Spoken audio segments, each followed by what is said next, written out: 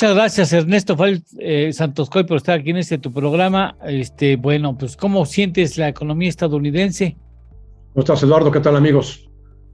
Bueno, pues fíjate que a raíz de que la Reserva Federal hace unos días tuvo su reunión de política monetaria, donde por tercera vez decidió incrementar en 75 puntos base, 3/4 de punto, su tasa de referencia. Cuarta. Por cuarta vez, y ya la llevó hasta 3.20, punto 25. Bueno, pues a raíz de eso y de lo que pudimos ver, que son las expectativas de los 13 miembros que votan en el Comité Federal de Mercado Abierto, de para dónde ven ellos la tasa de interés, que en consenso la andan viendo que se puede llegar hasta el 4.60. Sí. Los mercados han tenido un movimiento a la baja importante. Hablo de los mercados en general, tanto mercados financieros como mercados de mercancías, ¿no? de la economía real. Por ejemplo, en cuanto a índices accionarios, la bolsa Nasdaq ha bajado en el año más de 30%. El Standard & Poor's y el Dow Jones han bajado poco más del 20%. Una bolsa alemana, el DAX, como representativa de las bolsas europeas y de las expectativas sobre la economía europea, ha caído 23%. La bolsa de Shanghái, 14% abajo. La bolsa de Japón, 6% abajo. O sea, nunca subió mucho. En esta última fase de post-pandemia. Pero, bueno, pues en cuanto a bolsas, sí están descontando ya una recesión con estas caídas, donde ya se puede considerar tendencia a la baja de largo plazo y cracks bursátiles, sí están descontando una recesión en el futuro. Luego, mercado de bonos también trae una caída impresionante. El índice global de bonos de Bloomberg trae una caída de 22%. El índice de bonos americanos, también de Bloomberg, una caída de 15%. Estas bajas pues no se habían visto pues por ahí desde el año 49, o sea, el año que terminó la Segunda Guerra Mundial. Desde entonces no veíamos una caída tan dramática en el mercado de bonos. Y es que, por otro lado, cuando bajan los precios de los bonos, quiere decir que están subiendo las tasas de interés, ¿no? Claro. Entonces también el mercado de bonos se está desinflando. Y ese mercado es el más grande del mundo, junto con el mercado de divisas, ¿no? Entonces la afectación que implica que bajen los mercados accionarios en el mundo desarrollado, que bajen los mercados de bonos, pues es que se genera lo que se llama un efecto riqueza inverso, donde los ciudadanos americanos o los ciudadanos europeos se sentían antes ricos por las burbujas que se generaron en los mercados, subieron los precios de todo, cuando se inyectó dinero y se bajaron las tasas de interés a cero o a negativas durante la pandemia, pues ahora esos mercados se están desinflando. Pero entonces los ciudadanos se sienten menos ricos y entonces son propensos a consumir menos. Entonces se retrae la demanda de bienes y servicios y eso mismo genera la recesión. Luego, ya en la semana pasada, después de la decisión de la Fed, ya vimos también tendencia a la baja importantes en los precios de las mercancías y de la energía, ¿no? El precio del petróleo, pues dándose una reducción de alrededor de 10%, 8% en la semana, depende del petróleo que tomes. Pero esto a pesar de que la OPEP en su última reunión, Arabia Saudita, pues dio la señal de que van a estar recortando producción. El precio del gas cayó en la semana 12%. Todavía están 80% arriba de como empezaron el año, pero la baja en la semana ya fue considerable. El cobre, tomando como referencia a este metal, que es un metal industrial, lleva también 20 y tantos % de baja. Y pues se cayó más de 5% la semana pasada. El oro también tiene una baja de alrededor del 10%, de como empezó el año. La plata 15%. Entonces, en su conjunto estamos viendo bajas importantes en los mercados que sí están descontando la posibilidad de una recesión. El problema es que, aunque la Fed, los miembros de la Fed dicen ahora que la tasa puede llegar a 4.60 y que la van a mantener ahí mucho tiempo, la verdad es que puede ser todavía que la tasa tenga que subir más. Como referencia, tomamos algo que ya hemos comentado aquí. El señor Jerome Powell habló hace como 3 meses de en dónde se ubica la tasa neutral, un concepto teórico donde se supone que en esa tasa de interés la economía puede crecer sin generar presiones inflacionarias. Y de acuerdo a una metodología que se llama la regla de Taylor, el señor Jerome Powell dijo la tasa neutral está en 4.90. Bueno, si quieres controlar la inflación, pues tienes que tener una tasa de interés arriba de ese nivel. Entonces, suponiendo que nada más llegara al 5, en lugar de 4.60, que manifestaron ahora los miembros de la Fed, pues sí, seguramente vamos a tener una economía que se va a enfriar más severamente en el futuro, ¿no? La economía americana. Perfecto. Ahora, expectativas. Sí, claro. Eso de alguna manera presiona a otros bancos centrales, entre ellos el mexicano, a aplicar la misma fórmula. Sí, la mayoría de los bancos centrales, no más el Banco de la Reserva Federal o el Banco Europeo, están subiendo aceleradamente sus tasas. La verdad es que están así todos, menos el Banco de Inglaterra, que ahorita merecería una mención especial, pero... Esa es una cuestión, trae una bonita fiesta, ¿verdad? El señor Boris les dejó el terreno de la fiesta y llega la señora Truss y dice, órale, que se desate cada quien toma sus calzoncillos y toma un lugar en la pista, porque digo, comienzas el gobierno con un verdadero desbarajuste de la economía británica, además para británica, no son gringos, ellos son British, entonces imagínate lo que significa. Estrenas rey, que al parecer le va a quedar grande el saco, y estrenas primera ministra con un desastre en la economía británica. De por sí con el Brexit ya traían problemas. Sí. Más la pandemia, que fue de los países más afectados. Y ahora tienes esta circunstancia donde llega la nueva primer ministro, pues parece que se sintió la reencarnación de Margaret Thatcher, y entonces avienta un programa sin decir agua va, Water Go, Water Goes. Water Go, agua va. Y recorta los impuestos. Y bueno, los mercados toman esa medicina como una medicina equivocada. Porque además, al parecer les iba a costar carísimo el programa fiscal de la señora Truss, ¿no? O sea, hacían cálculos y decían, no, esto va a exigir tomar deuda. Exacto, se va a endeudar más el gobierno y no está para eso en toda esta circunstancia, ese es el punto. Le pueden bajar la calificación y que pierda la AAA. Bueno, para los británicos sería desastroso.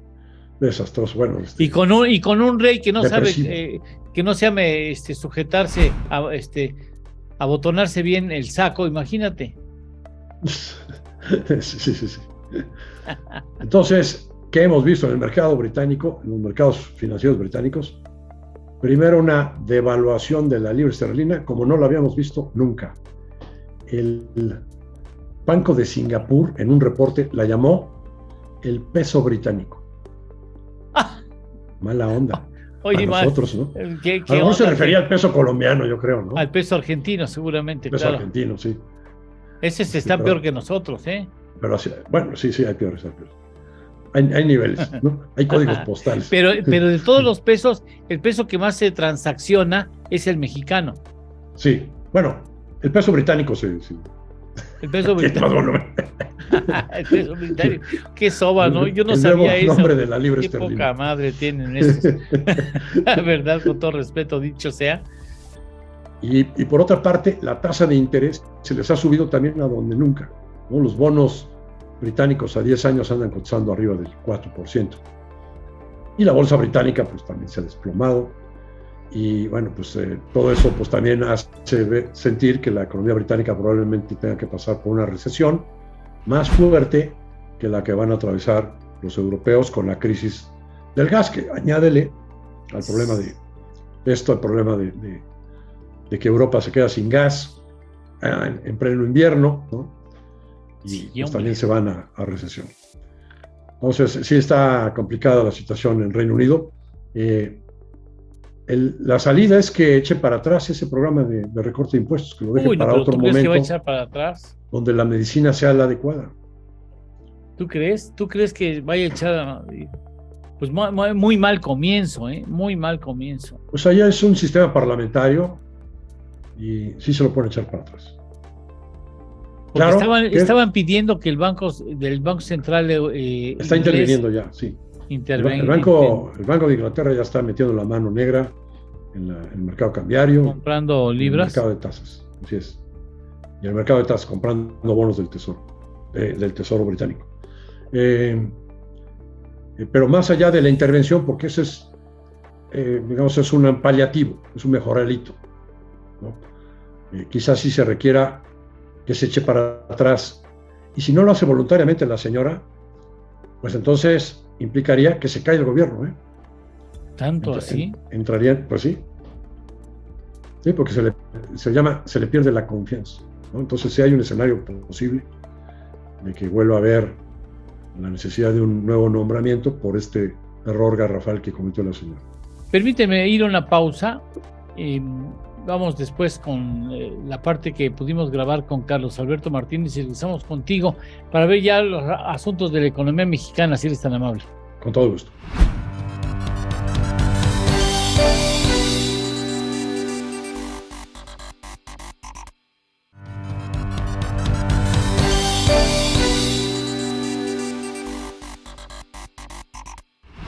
Bueno, damos la más cordial bienvenida a Carlos Alberto Martínez. ¿Cómo estás, Carlos? Muy bien, muchas gracias. Gusto saludarte, Eduardo. Gracias. Siguiendo los lineamientos que deja Ernesto Farrell Santoscoy en su comentario, ¿valdría la pena? ¿Hay algunos elementos de la economía de Estados Unidos que tú quisieras retomar?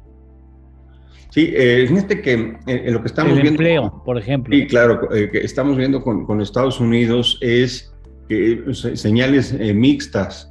Porque, por ejemplo, estábamos viendo los datos de empleo, pues ahí se están generando empleos, nada menos en agosto se generaron 271,000 nuevos puestos de trabajo, y las solicitudes de desempleo, ahí recordemos que en Estados Unidos existe un seguro de desempleo, y ya estas han disminuido, quiere decir que menos personas están solicitando a acudir a este seguro para mantener sus gastos, aun cuando no tengan empleo. Entonces, esto suena muy bien, porque hay que recordarle al auditorio que los mejores indicadores, al menos en mi opinión, para medir la salud de una economía son precisamente los datos de empleo.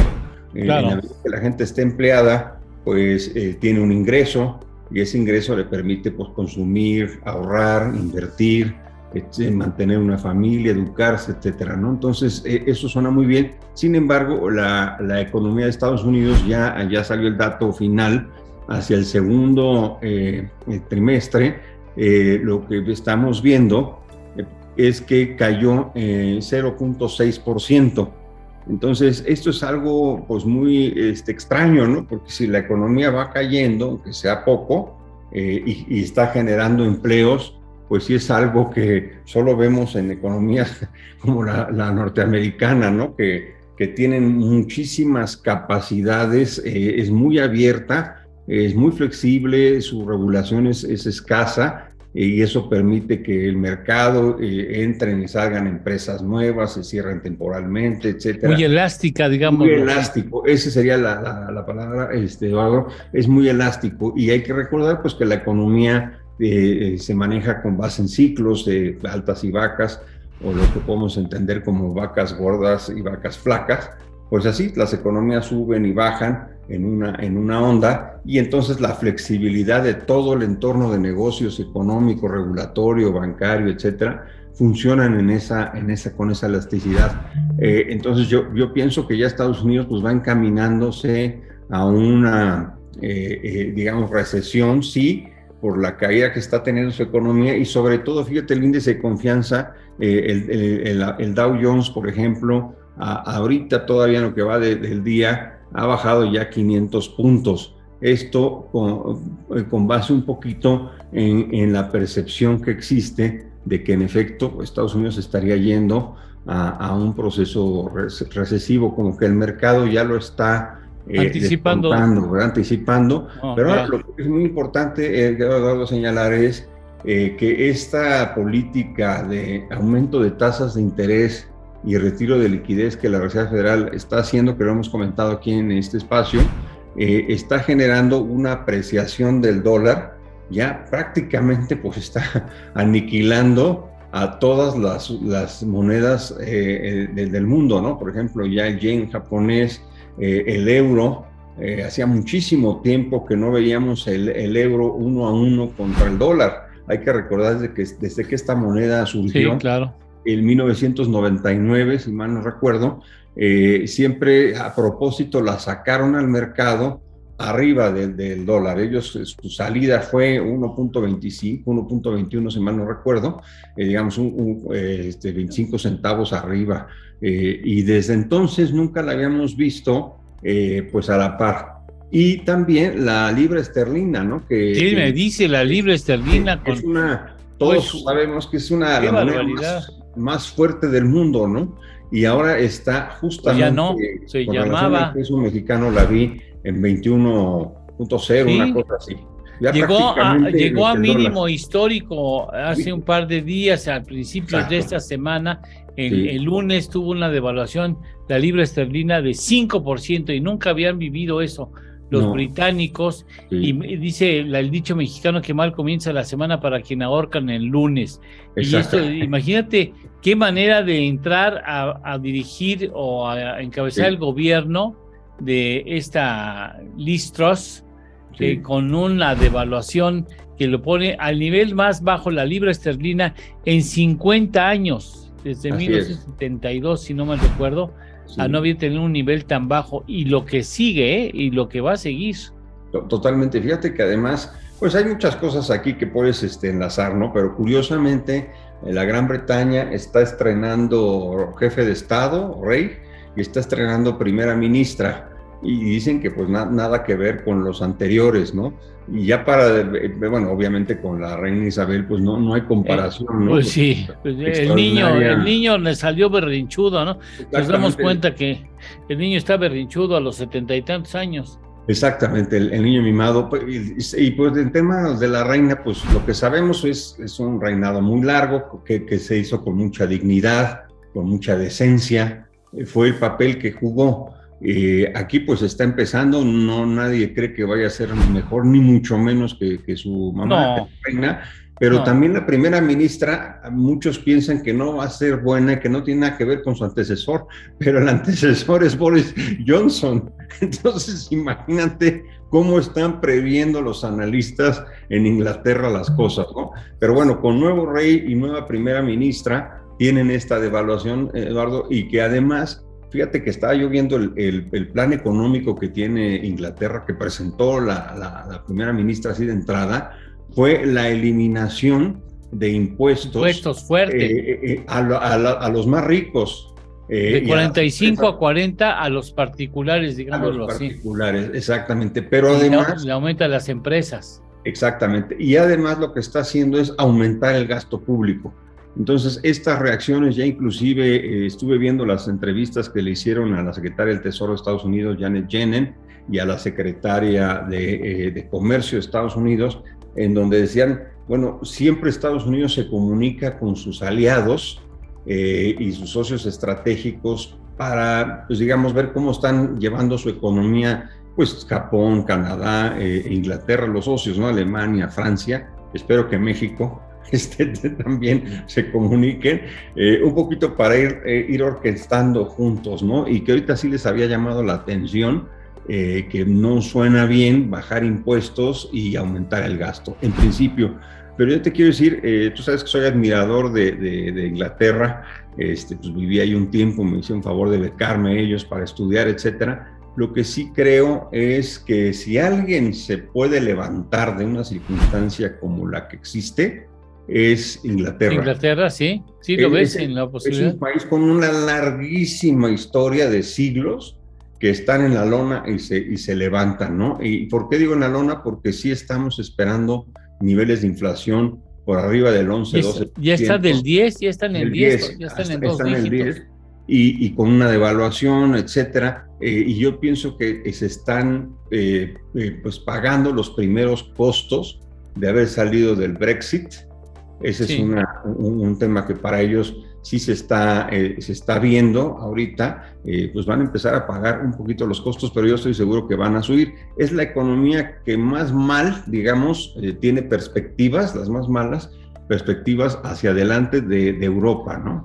Pues sí, mira, Alemania no canta mal las rancheras sin llegar al extremo de la Gran Bretaña, porque también se espera una recesión fuerte en Alemania, derivado de este asunto que no deja de causarnos preocupación, el ataque de Rusia contra Ucrania, el hecho que Rusia se pretenda ahora anexar algunos territorios que controla militarmente, y que en una encuesta Patito, en un sondeo Patito, como no tengo una consulta a mano alzada. A mano alzada ya, también en los mercados públicos, dijeron, a ver, ¿quieren anexarse a Rusia? Sí, a ver, 1, 2, 3, ya, vámonos, órale, ya son ustedes rusos, de nuevo, bienvenidos a la patria. ¿Quieren cancelar un aeropuerto? Sí, lo quieren cancelar, sí. Igualito. ¿Quieren ser rusos? A ver, levanten las manos.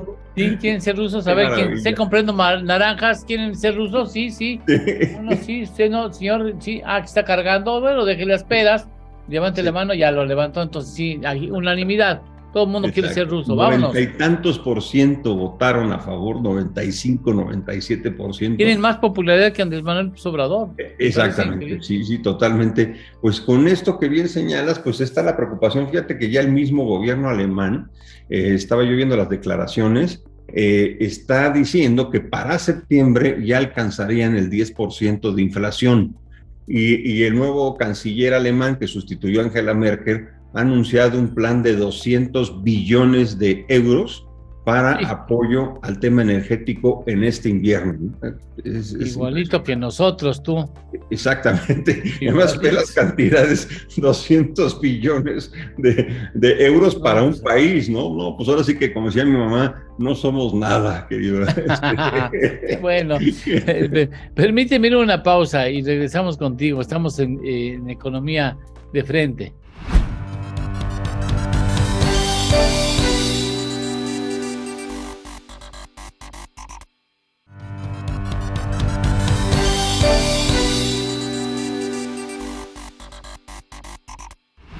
Bien, pasamos al terreno de México y de la economía mexicana.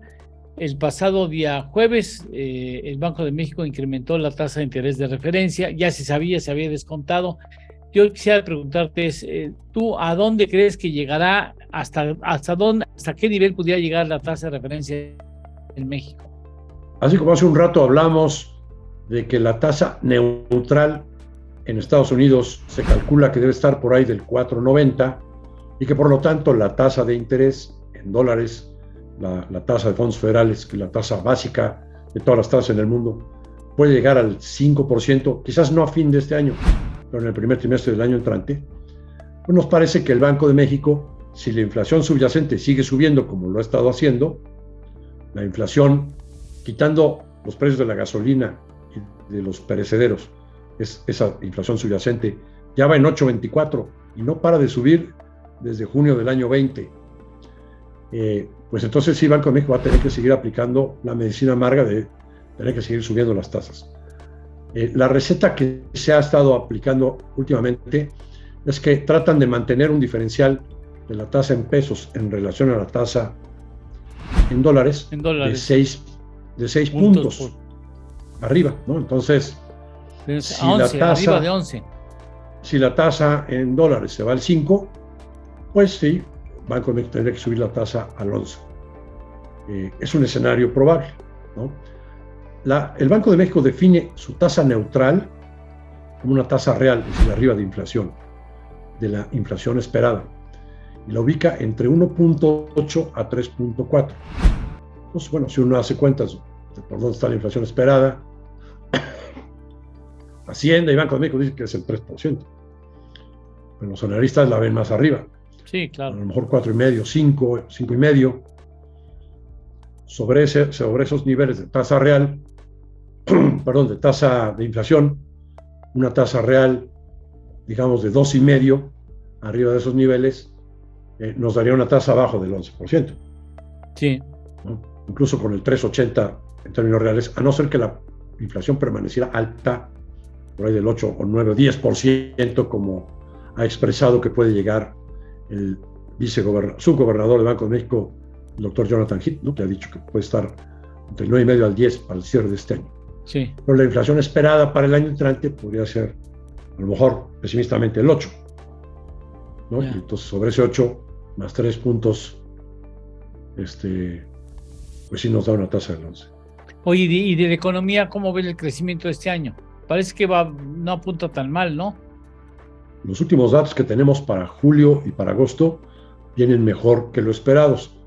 Nuestras estimaciones, digamos, la inflación el IGAE de julio ya salió, acaba de salir, ¿no? Salió en 2%, nuestra estimación 2.9. 2.3, ¿no? 2.3, sí, perdón. O 2.2, y estimábamos nosotros 2.5, una cosa así. Salió un poquito abajo de donde estábamos previendo, pero el INEGI antes pensaba que iba a estar en 1.8, entonces también salió arriba de donde ellos esperaban. Julio. Y las de agosto, bueno, nosotros estábamos con una estimación inicial de 3.2 y para la semana que entra te daré una estimación más completa con el indicador IBAN, pero lo que estamos viendo es que de 3.2 probablemente se suba, de entrada te digo, más o menos entre el 3,5 al 4% podría ser el crecimiento de agosto. Por ejemplo, cifras de balanza comercial de agosto son impresionantes. Son muy buenas, ¿no? Muy, muy buenas. Exportaciones totales. 25%. 35%. Exportaciones no petroleras también crecieron 35%. Exportaciones automotrices arriba de 40%. De petróleo casi 20%. También en el campo hay un incremento como del 8% en las exportaciones del campo. Entonces, las cifras de comercio exterior son muy, muy buenas. Las cifras de remesas también están creciendo 16%. Fácilmente se puede rebasar los $60,000 millones recibidos en remesas familiares este año. Fácilmente, o sea, más del 6% del PIB.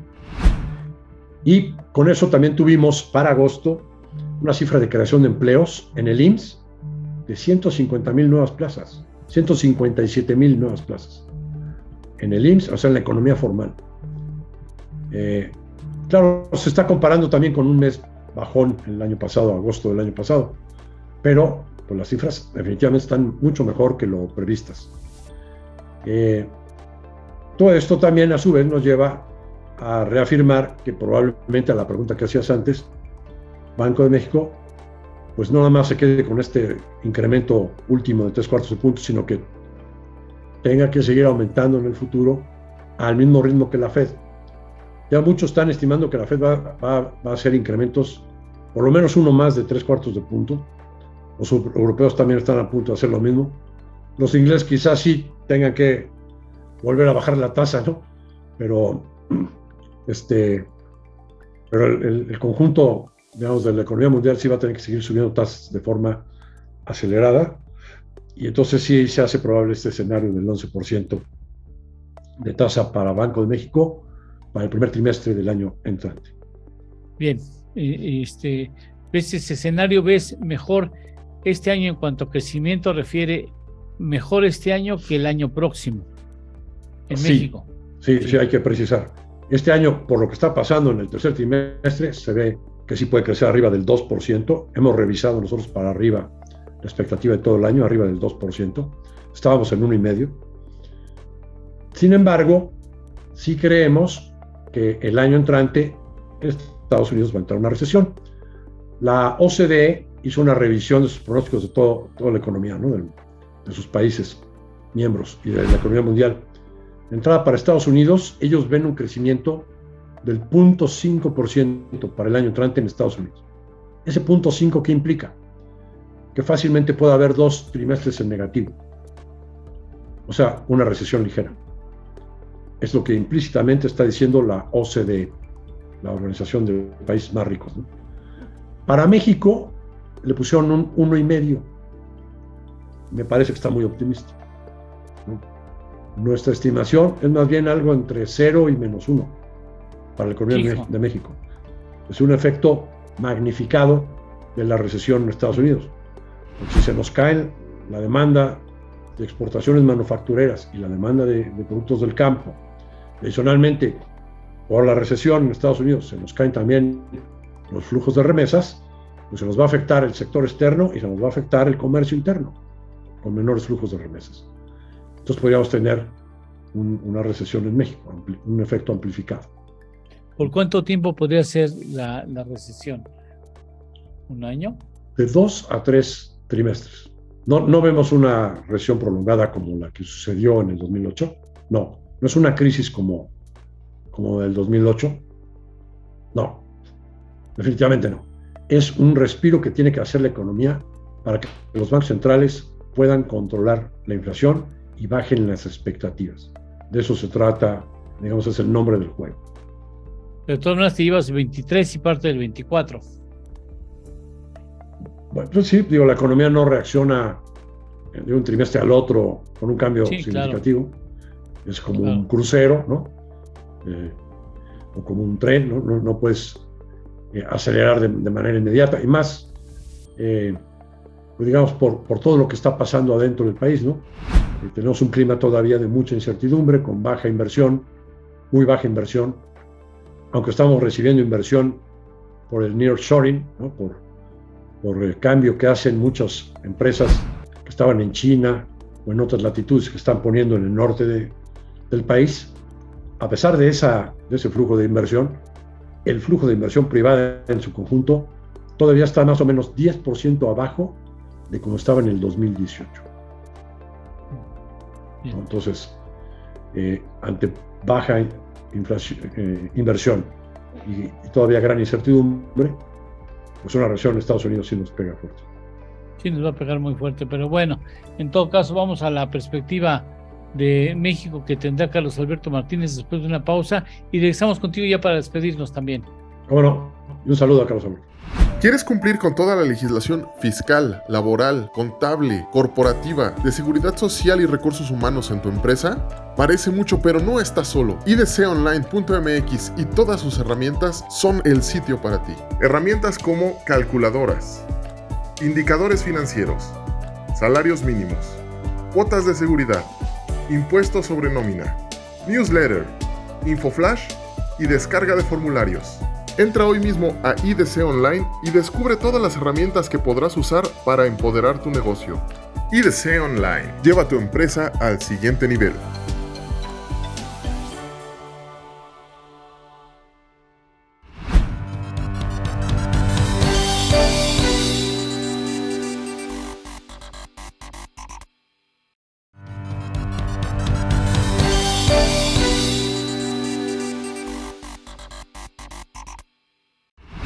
Bueno, y en esta semana, el banco, la semana que acaba de concluir, se hizo un ejercicio de incrementar la tasa de interés por parte del Banco de México, que tiene 2 oportunidades más antes de terminar el 2022 de seguir incrementando las tasas. Esto implica, según tu punto de vista, estimado Carlos, ¿en cuánto crees que terminará la tasa de referencia en México hacia finales del 2022? Fíjate que con este incremento que se hizo de 75 puntos básicos, ya la tasa está en 9.25. Yo pienso que obviamente arriba del 10 va a estar. Hay analistas que creen, y yo soy uno de ellos, que deberíamos de estar acercándonos al 11%. Yo sé que pues no es muy popular lo que estoy diciendo, porque una tasa de interés del 11%... Nunca habíamos vivido una tasa de ese nivel, ¿no? Sí, nos va a costar, pues imagínate el crédito que tenemos en nuestro automóvil, el crédito hipotecario. Pero eso sí está en la tasa. Bueno, ahí sí es importante revisar si nuestra tasa de interés contratada ¿es fija o es variable o tiene complementos variables? Porque si es fija, usted duerma tranquilo porque siempre va a pagar lo mismo, no se preocupe. Si es variable, sí, preocúpese. Ahora, fíjate que desafortunadamente los bancos en México ya están haciendo un truco con créditos hipotecarios. Me parece que con créditos pymes también lo están haciendo, que te dicen, te vamos a tomar la tasa TIE más 4 puntos. pues entonces, y es tasa fija, ya nunca te la voy a subir, no, es que... Pero pues sí, como no, si te subes la TIE... Estaba en 8.25, ahorita con la alza que se acaba de anunciar, estamos hablando de 9.25, más 4, pues entonces ya estás hablando, ¿no? De 13.5. Y si la suben mañana a 10%, pues entonces sigue estaría... Sí, el componente TIE es lo que sí cambia. Es fija la cifra, pero cambiar, no la TIE. Sí, es una maña que tienen los bancos espantosa, que sabemos perfectamente bien, pues que hace mucho que no ayudan realmente a la economía, ¿no? Es muy caro el crédito en México, pero bueno, en fin, yo pienso que sí estaría llegando la tasa por arriba del 10% en México, que en lo que tiene que ser pues una señal muy contundente de que la inflación es la que se va a tratar de... ¿Tú recuerdas en fechas recientes, digamos de los 70, 80 a la fecha, tasas de interés de referencia de 11%? Bueno, hay que recordar cuando hubo la inflación del 157%, sí debió haber estado por arriba del 11%. Lo podemos corroborar, pero sí, digamos, con inflaciones de ese tamaño, del 157%, ahorita está nuestra inflación en el 9%, pues sí, es la única manera, bueno, no es la única manera, pero es la manera más contundente, más fuerte de bajar la tasa. Y además te voy a decir, en Estados Unidos también están ellos decididos a frenar su inflación, entonces ya la inflación que traen ellos también estaría por arriba del 4%, 4,5% para finales de este año. En dólares es una tasa gigantesca, lo que va a poner una presión impresionante sobre las demás monedas, ya lo decíamos, sobre el euro, sobre el yuan, el yen, todos estos. Es que China va a tener que devaluar su moneda tarde o temprano. También, si no, va a sufrir bastante más de lo que pensamos. Entonces, ahorita es muy interesante para la economía, para los analistas, ver cómo se van a mover las tasas de interés alrededor del mundo y cómo lo hemos platicado, tú lo has dicho en este espacio, cómo tenemos que calibrar muy bien las políticas económicas de cada país. Porque donde uno se pase de tueste o no haga la reacción, no tenga la reacción igual, o hay que recordarle también a la gente, al auditorio, que no nada más estamos hablando de política monetaria, entendiendo política monetaria, tasas de interés y liquidez y todo el sistema bancario, ¿no? El sistema de pagos y circulación del dinero, pero también es fundamental la política fiscal. Sí. ¿Cuántos impuestos se cobran? ¿Cómo se cobran? ¿Cuánto se gasta? ¿Cuánto se endeuda el gobierno? Porque sí es una situación, que estamos viviendo, una situación atípica, muy compleja en la economía global, sí requerimos el concierto del gobierno con los bancos centrales. No es nada más decir, el Banco Central de México o el Banco Central de Estados Unidos son los que tienen que contener la inflación. No, también lo tienes que hacer tú como gobierno, porque si tu deuda es alta, si tu gasto es alto, pues también contribuyes a la inflación, ¿no? ¿Cuánto crees que crezca la economía mexicana al cierre de este año? Fíjate que este año yo pienso que va a estar alrededor del 2%.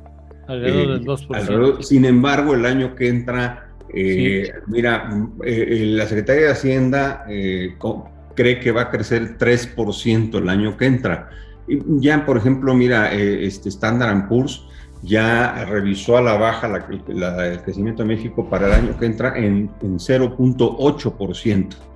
Yo creo, objetivamente, te lo quiero decir sin ser pesimista, yo creo que la economía del año que entra en México no va a crecer. Yo creo que va a andar cercano al 0%. ¿Sí? ¿Por qué? ¿Cuáles son los elementos que te permiten pensar de esa manera? Mira, yo pienso que el más importante es la caída de la economía norteamericana. Es decir, ya lo vimos ahorita, ya el dato que salió de crecimiento en Estados Unidos cayó en el segundo cuarto, en el segundo periodo de este año, cayó 0.6%. Entonces, si ya ahorita la economía de Estados Unidos está bajando, todo indica que el año que entra su bajada va a ser mayor. Yo no digo de ninguna manera que va a ser una caída y una crisis económica en Estados Unidos, pero con que baje, nosotros sabemos que el país, México, depende prácticamente ahorita el 100%, depende de las remesas de los paisanos que nos envían al país, que hacen un esfuerzo notable y mandan dinero a México, y de las exportaciones mexicanas hacia Estados Unidos, derivadas del TEMEC, ¿no? Entonces, si la economía de Estados Unidos baja, es muy probable que haya menos cantidad de remesas y muy probable que haya menos cantidad de exportaciones. Aunque eso pensábamos en el 2020, para el 2020, ¿te acuerdas que decíamos, no, pues ahora ya como el gobierno estadounidense está comenzando a retirar los estímulos fiscales y monetarios, también se están haciendo lo mismo para que se aplicaron a raíz de la pandemia, lo más seguro es que las remesas no alcancen los terrenos que antes teníamos y ahora resulta que vamos a conseguir muy posiblemente un máximo histórico superior a los 60,000 millones de dólares. Para este año, sí, pero el año que entra con la caída, bueno, no caída, vamos a ponerlo mejor, sí, la bajada de la economía de Estados Unidos, van a bajar las remesas y van a bajar las exportaciones. Sí. Esa es una de las razones por las cuales yo no veo crecimiento el año que entra. Y la segunda razón, Eduardo, es que tenemos que la parte interna pues no está funcionando. El crédito bancario pues es muy caro, prácticamente inaccesible para la mayor parte de la población. Sí. Segundo, el gasto de gobierno ya está, ya Hacienda ya lo tuvo que finalmente reconocer, trae deuda ya, y prácticamente, por ejemplo, 124,000 millones de pesos están destinados hacia el Tren Maya y otro tanto hacia la refinería de Dos Bocas. Entonces, es mucho dinero que se está encaminando a proyectos y el resto de la economía no está recibiendo realmente el impulso. La cifra que dice el gobierno es sí hay gasto de inversión. No, bueno, sí hay gasto de inversión en 3 obras, pero sí, no hay gasto de inversión en otras carreteras, en otros puertos, educación. Que además, espérame, la refinería de Dos Bocas no alcanzará a producir un solo litro de gasolina antes del 2024, de que finalice el 2024. O sea, el presidente va a ver una maquinaria impresionante en Dos Bocas, pero no va a poder ver un litro de gasolina derivado de esa refinería, porque esto sería a partir del 2025 en el mejor de los casos. En el mejor de los casos, y algo que costó, pues hasta ahorita vamos en 14,800 millones de dólares. Entonces, si le metes 15,000 millones de dólares, números redondos, y no ves una gota de gasolina, pues sí se ve, no necesita ser uno matemático ni experto, sí se ve que es mucho dinero para todavía no ver un resultado.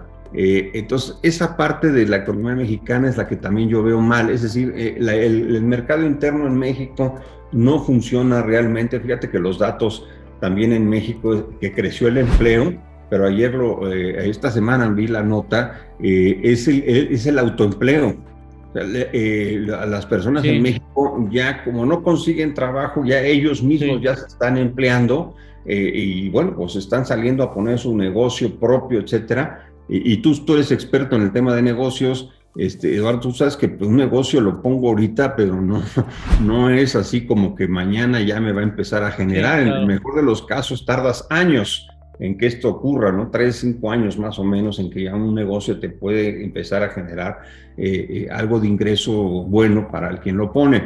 Entonces, en conclusión, el mercado externo, que es Estados Unidos, va a presentar una baja y el mercado interno en México no funciona, prácticamente es cero. Entonces, por eso yo no veo elementos hacia el año que entra suficientemente importantes que nos generen crecimiento, y el gobierno pues su capacidad de gasto no es suficiente para detonar la economía y además con alza de tasas de interés pues todo lo que quieras hacer va a estar más caro. Entonces sí son 4 elementos que yo veo que no pinta bien la economía mexicana, no pinta bien en el sentido no va a haber crecimiento el año que entra, ¿no? Yo digo cercano a cero, ya vi una estimación de 0.8, y pensábamos 2.5 todavía el año pasado, a principios de este año 2.5, pero todo se está ajustando a la baja.